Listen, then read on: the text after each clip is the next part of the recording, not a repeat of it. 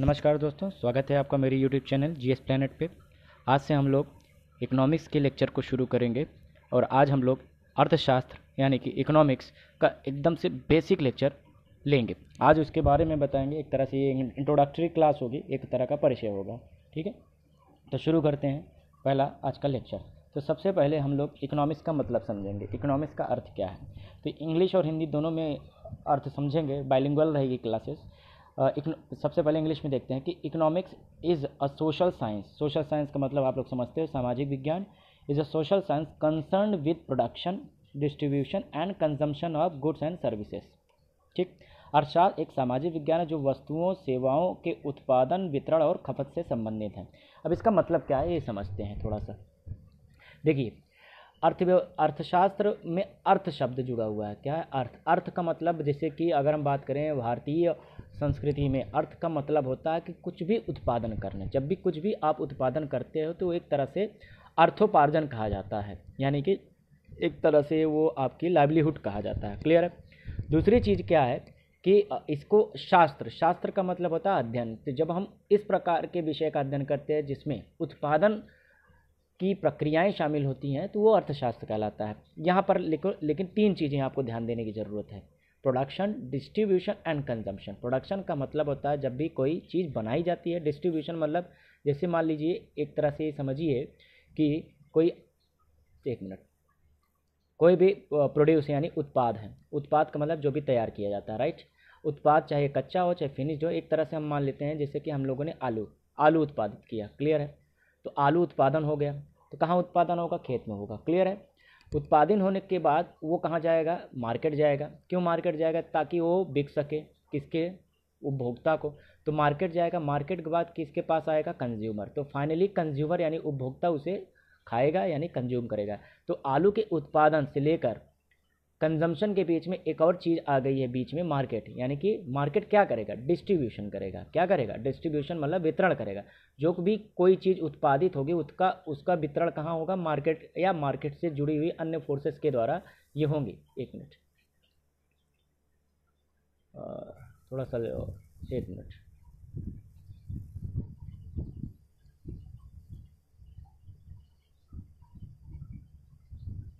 थोड़ा सा स्क्रीन में दिक्कत आ गई है,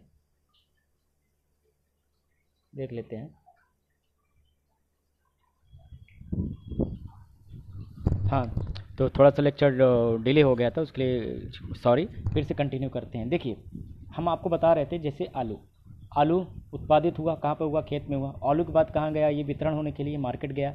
मार्केट के बाद कहाँ गया? मार्केट में दोनों चीज़ें होंगे, यहाँ पे जो इसे बेचेगा और जो खरीदेगा, दोनों आएंगे। तो अंत में जाके ये उपभोक्ता के पास जाएगा यानी कंज्यूमर के पास जाएगा और कंज्यूमर इसे कंज्यूम कर लेगा।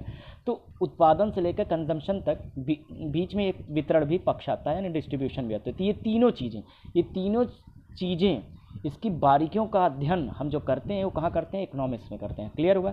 तो जब कभी भी आपको उत्पादन यानी कि production, distribution and consumption word समझ में आए तो समझ लीजिए these are part of economics. ये अर्थशास्त्र का ही हिस्सा है। क्लियर हुआ? दूसरी बात क्या है कि ये सब्जेक्ट की शुरुआत कब हुई? तो फादर ऑफ इकोनॉमिक्स कौन है? देखिए, पूरी दुनिया में जो फादर ऑफ इकोनॉमिक्स हैं उनकी से माना गया है एडम स्मिथ को माना गया है। किसको माना गया है? Adam Smith. क्यों कहा गया? जाहिर सी बात है कुछ इनका कंट्रीब्यूशन रहा होगा। Adam Smith is considered the father of economics यानी कि अर्थशास्त्र के जनक, क्योंकि इन्होंने अर्थशास्त्र के ऊपर पहली पुस्तक लिखी थी। एक तरह से एक निबंध इन्होंने लिखा था। He wrote an essay which became a fundamental source of economics. ये बुक का नाम एग्जाम में अक्सर पूछा जाता है। बुक का नाम है an inquiry into the nature and causes of wealth of nation, या इसे शॉर्ट में वेल्थ ऑफ नेशन भी कहा जाता है। तो एग्जाम में कई बार पूछ लिया जाता है कि वेल्थ ऑफ नेशन के लेखक कौन है, या who is the writer of, या who is author of wealth of nation. तो कौन है? Adam Smith. और इन्हीं को ही हम लोग क्या कहते हैं? फादर ऑफ इकोनॉमिक्स यानी कि अर्थशास्त्र के पिता। अब प्रश्न उठता है कि ये बुक किसके बारे में थी? तो यार ध्यान से इसके नाम के अर्थ को अगर हम समझने की कोशिश करेंगे तो अपने आप समझ में आएगा। इंक्वायरी का मतलब होता है जांच पड़ताल। क्या हम जांच पड़ताल करेंगे? किसको ही करेंगे? इनटू किस में करेंगे? नेचर यानी प्रकृति का मतलब होता है स्वभाव। ठीक है, किसी की प्रकृति की जांच करेंगे। प्रकृति के साथ साथ कॉजेज, उसके कारणों की भी जांच करेंगे। किसका? Wealth of nation. अब यहाँ पे समझ में आ गया है। देखिए, नेशन का मतलब एक राष्ट्र। अब राष्ट्र के पास वेल्थ यानी कि जो संपत्ति होती है, किसी भी राष्ट्र के पास जो संपत्ति है उसके कारण क्या है, व्हाट आर द कॉजेस, कारण, और कारण के बाद प्रकृति कि किस प्रकार की संपत्ति है, तो किस प्रकार की संपत्ति है और किस यानी कि उसका नेचर और उसके कॉजेस, दोनों का अध्ययन इन्होंने किया था अपनी उस निबंध में। क्लियर है, जो आगे जाके एक बुक हुई और उसी को फंडामेंटल सोर्स ऑफ इकोनॉमिक्स कहा जाता है, कि माना जाता है कि यहाँ से अर्थशास्त्र की पढ़ाई शुरू हो गई। इससे जुड़ी हुई एक और चीज़ें हैं जो इतिहास में हम लोग पढ़ते हैं, एग्जाम में जरूर पूछ लिया जाता है कि अर्थशास्त्र के लेखक कौन है। अगर हिंदी में अर्थशास्त्र लिखा हुआ गया या जिसे इंग्लिश में भी अर्थशास्त्र कहा जाता है, तो बेटा लिखा था किसने, कौटिल्य ने। किसने लिखा था, कौटिल्य। कौटिल्य जो कि चाणक्य का ही एक और नाम है, जो मौर्य वंश आप लोग इतिहास में पढ़ते हैं, तो कौटिल्य ने अर्थशास्त्र लिखा था। लेकिन ये कोई आर्थिक पुस्तक नहीं थी, एक तरह का राजनैतिक पुस्तक थी। It was an political account. उन्होंने मौर्य वंश की राजनीति अवस्था के बारे में विस्तार से चर्चा की थी, विस्तार से उसका अध्ययन किया था और विस्तार से उस बुक में उसकी डिटेल्स दी थी। तो it was an political account. Political account का मतलब क्या होता है, एक तरह की राजनैतिक पुस्तक थी अर्थशास्त्र। और जो ये है an inquiry into the nature and causes of wealth of nation, या शॉर्ट में इसे वेल्थ ऑफ नेशन कहा जाता है। ये किसने लिखा था, एडम स्मिथ ने लिखा था। क्लियर है, और ये कब लिखा था, ये भी एग्जाम में पूछा जाता है बच्चा, तो ये लिखा था 1776 में। क्लियर है, जब एडम स्मिथ ने, ध्यान दीजिएगा, एडम स्मिथ ने ये पुस्तक लिखी थी, उसके बाद उसी समय क्यों लिखे थे, तो ध्यान दीजिएगा 1750 के आसपास पूरे विश्व में एक बहुत ही इंपॉर्टेंट घटना घटी थी, that is IR, industrial revolution, औद्योगिक क्रांति। तो एग्जाम में प्रश्न बन जाता है कि पूरी दुनिया में पहली बार औद्योगिक क्रांति कहाँ हुई थी, किस देश में हुई थी, वो कहाँ हुई थी, वो इंग्लैंड में हुई थी। ये भी ब्रिटिश थे। इंग्लैंड में क्या हुई थी, इंग्लैंड में हुई थी IR यानी इंडस्ट्रियल रेवोल्यूशन। रेवोल्यूशन का मतलब होता है क्रांति, क्रांति का मतलब होता है अचानक से पुरानी चीज़ें बदल के नई चीज़ें आ जाए।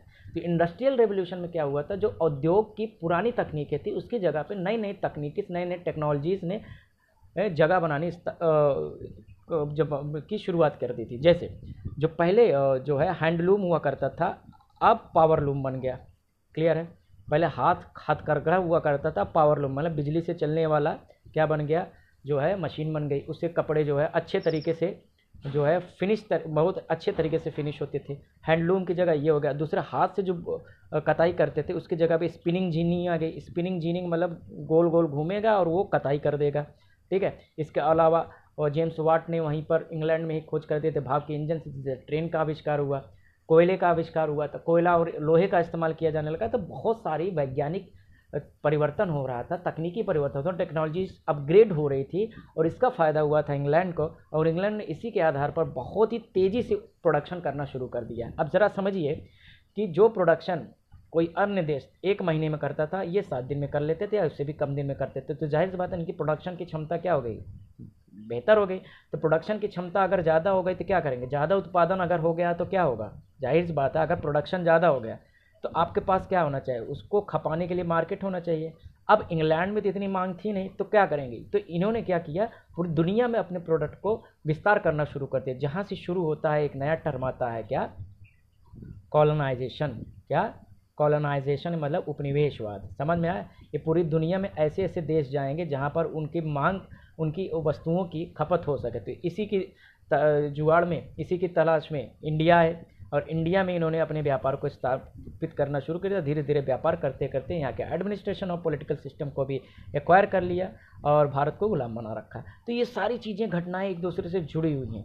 तो कॉलोनाइजेशन का जो दौर था वो क्यों था, वो प्रोडक्शन का दौर था, बहुत ज़्यादा प्रोडक्शन हो रहा था। क्लियर है, तो उस समय लाभ अर्जित करना यानी प्रॉफिट को मैक्सिमाइज करने के लिए बहुत ज़्यादा सिद्धांत लिखे जा रहे थे। तो एडम स्मिथ का भी उसमें बहुत बड़ा रोल था। क्लियर हो रहा है, तो वापस से आते हैं, पूरा इतिहास मैंने आपको समझा दिया। Father of economics Adam Smith, और इन्होंने क्या लिखा था, वेल्थ ऑफ नेशन पुस्तक 1776 में। इसी समय क्यों लिखा कि इसी समय इंडस्ट्रियल रेवोल्यूशन हुआ था इंग्लैंड में। क्लियर है, अब बात कर लेते हैं आगे इकोनॉमिक्स के प्रकार। तो मोटी मोटी इकोनॉमिक्स 2 प्रकार की होती है, एक होता है व्यष्टि अर्थशास्त्र और एक होता है समष्टि अर्थशास्त्र। Micro economics and macro economics. Macro जहाँ कहीं भी शब्द आए, समष्टि मतलब सब कुछ, समझ में आया, बड़े लेवल पर। मैक्रो का शब्द होता है दीर्घ स्तर पर यानी कि एट लार्ज स्केल, और व्यष्टि का मतलब होता है माइक्रो यानी कि सूक्ष्म स्तर पर। देखिए जब अर्थशास्त्र का सूक्ष्म सूक्ष्म स्तर पर अध्ययन होगा तो वो व्यष्टि अर्थशास्त्र होगा, यानी व्यक्तिगत स्तर पर। और समष्टि का मतलब होता है जब दीर्घ स्तर पर होगा। समझने की कोशिश करें, यहाँ पे डेफिनेशन लिखा हुआ है, micro economics is the study of individuals and business decision, while micro economics looks at the decisions of country and government. समझ में आ गया?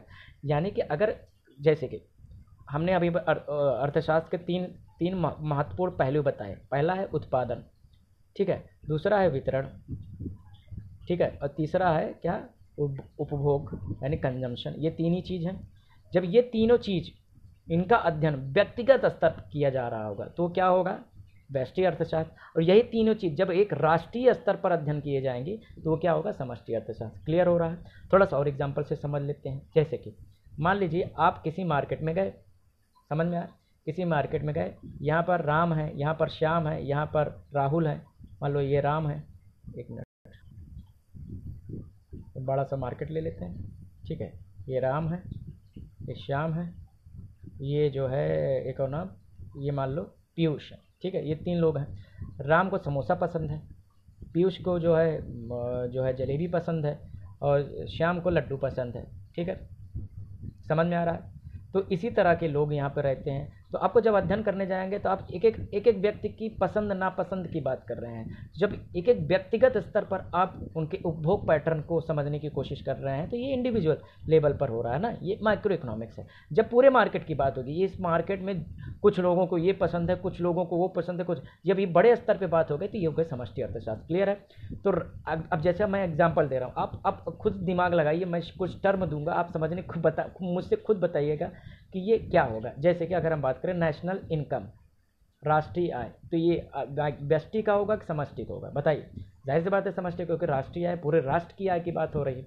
अब हम बात करें व्यक्तिगत आय, व्यक्तिगत उपभोग, व्यक्तिगत लाभ, ये सब चीज़ें कहाँ होगी? ये व्यष्टि अर्थशास्त्र में होगी, माइक्रो इकोनॉमिक्स की बात होगी। अब चलिए बैंकिंग की बात करते हैं। बैंकिंग सिस्टम, पूरी बैंकिंग सिस्टम, जाहिर सी बात है किस में आएगा? समष्टि अर्थशास्त्र में आएगा। क्लियर हो रहा है? समझ में आ रहा है?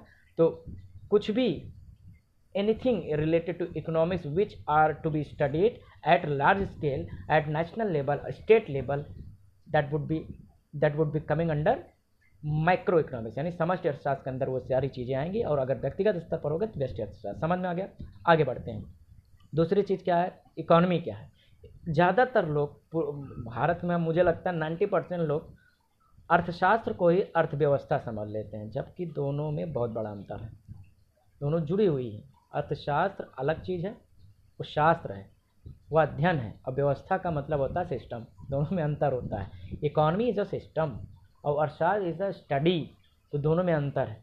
An economy is the large set of interrelated production and consumption activities that aid in determining how scarce resources are allocated. नहीं समझ में आया? कोई बात नहीं, हिंदी में समझिए, आसान भाषा में। अर्थशास्त्र उत्पादन, वितरण एवं खपत की एक सामाजिक व्यवस्था है, वह अर्थशास्त्र का व्यवहारिक पक्ष है। मतलब समझते हैं आप, मान लीजिए एक चीज़ समझिए, सीधे सीधे अगर बात करें तो अर्थशास्त्र क्या है, इकोनॉमिक्स क्या है? ये एक तरह का प्रिंसिपल है।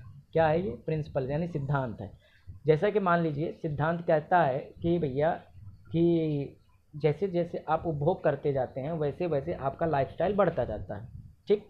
तो क्या वास्तव में ऐसा हो रहा है कि नहीं हो रहा है? तो वो हो रहा है या नहीं हो रहा है तो क्या आप कहाँ देखेंगे? किसी न किसी प्लेस में देखेंगे ना। जब किसी प्लेस में जाके वो उस पूरे अर्थशास्त्र का अध्ययन करते हैं तो क्या होता है? अर्थव्यवस्था की चीज़ें हो क्या रही। तो एक तरह से इकोनॉमी क्या अप्लाइड फंक्शन है, ये अप्लाइड पार्ट है, यानी कि ये व्यवहारिक पक्ष है। जो सिद्धांतिक पक्ष पढ़ेंगे इकोनॉमिक्स में पढ़ेंगे, व्यवहारिक पक्ष पढ़ेंगे कहाँ? इकोनॉमी में पढ़ेंगे। समझ में आए? इसीलिए इकोनॉमी एक सिस्टम है। और जाहिर सी बात जब सिस्टम की बात आएगी तो देश में आ जाए। किसी देश की इकोनॉमी होती है, किसी देश की अर्थव्यवस्था होता है, किसी देश का अर्थशास्त्र नहीं होता। अर्थशास्त्र पूरी दुनिया के लिए होगा। कोई मॉडल आएगा, कोई सिद्धांत आएगा, पूरी दुनिया में लागू होगा, लेकिन उसका नतीजा क्या निकल रहा है वो अलग अलग देश में अलग अलग तरीके के नतीजे निकलेंगे, क्योंकि हर जगह पे पूंजी की यानी कैपिटल का नेचर अलग है, रिसोर्सेज का नेचर अलग है। समझ में आ रहा है? तो इसलिए जो सिस्टम का अध्ययन करेंगे, पूरी व्यवस्था का अध्ययन करेंगे, पूरी सिस्टम व्यवस्था या राष्ट्र का अध्ययन करेंगे, स्टेट का अध्ययन करेंगे, वो अर्थव्यवस्था करेंगे। क्लियर हो रहा है? समझ में आया? क्लियर है? यानी किसी खास स्थान पर जब ये उत्पादन खपत की व्यवस्था का अध्ययन करेंगे तो वो अर्थव्यवस्था का कहलाता है। उस खास स्थान की अर्थव्यवस्था होगी। क्लियर है? जैसे आपके जिले की अर्थव्यवस्था, आपके राज्य की अर्थव्यवस्था, आपके देश की अर्थव्यवस्था, पूरे विश्व की अर्थव्यवस्था। समझ में आ रहा है? क्लियर है? तो अब प्रश्न ये उठता है कि अर्थव्यवस्था के प्रकार, types of economy. Types of economy कितने होते हैं? इकोनॉमिक्स के प्रकार, यानी सॉरी इकोनॉमी के प्रकार, अर्थव्यवस्था के प्रकार। तो देखो 3 आधारों पर इन्हें बांटा गया है, based on ownership, based on development, based on foreign relation, यानी नियंत्रण के आधार पर कि उस इकोनॉमी को कंट्रोल कौन कर रहा है। एक मिनट, उस इकोनॉमी को कंट्रोल कौन कर रहा है, पहली बात। दूसरी चीज़ कि वहाँ पर विकास किस तरह से हुआ है, और तीसरी चीज़ कि जो इकोनॉमी है उसमें जो फॉरेन रिलेशन किस तरह से मेंटेन हो रही है। इन्हीं 3 आधार पर अलग अलग प्रकार की इकोनॉमी देखी जाती है। जैसे नियंत्रण के आधार पर एक होता है कैपिटलिस्ट इकोनॉमी, दूसरा होता है सोशलिस्ट इकोनॉमी, और तीसरा होता है मिक्स्ड इकोनॉमी। ठीक है? कैपिटलिस्ट यानी पूंजीवादी अर्थव्यवस्था, समाजवादी अर्थव्यवस्था, मिश्रित अर्थव्यवस्था। विकास के आधार पर होता है अल्प विकसित अर्थव्यवस्था यानी under developed economy, developing economy और डेवलप्ड इकोनॉमी। फॉरेन रिलेशन के आधार पर क्लोज्ड इकोनॉमी और ओपन इकोनॉमी। तो ये कुल मिला के ये 8 प्रकार की अर्थव्यवस्था होती हैं। हो सकता है कि कोई देश अल्प विकसित भी हो, समाजवादी भी हो और खुली भी हो, इस तरह से भी हो सकता है। और कोई देश पूंजीवादी हो, विकासशील हो और भी हो सकता है। तो ये जरूरी नहीं, ये तीनों अलग अलग आधारों पर इसका क्लासिफिकेशन हुआ है। एक एक करके सारी अर्थव्यवस्था को हम अगले लेक्चर में डिस्कस करेंगे। अभी लेक्चर डिस्कस करेंगे तो लंबा हो जाएगा, तो लंबा हो जाएगा तो बोरिंग हो जाएगा। आज के लिए इतना ही रखते हैं। नेक्स्ट वीडियो में हम आपको सभी प्रकार के अर्थव्यवस्था के बारे में बताएंगे। अगर कुछ डाउट हुआ हो, लेक्चर में कोई सजेशन देना हो तो आप प्लीज़ सजेस्ट कर सकते हैं। ठीक है? और अगर आपको इसका PDF चाहिए होगा तो आप हमारे कोचिंग, हमारी संस्था की जो है PSS विजन एकेडमी रीवा, उसका जो है आप टेलीग्राम चैनल ज्वाइन कर सकते हैं। मैं लिंक आपको डिस्क्रिप्शन बॉक्स में दे दूँगा, जहाँ से आपको ये लेक्चर की PDF मिल जाएगी। ठीक है? तो आज के लिए इतना ही। Thank you all.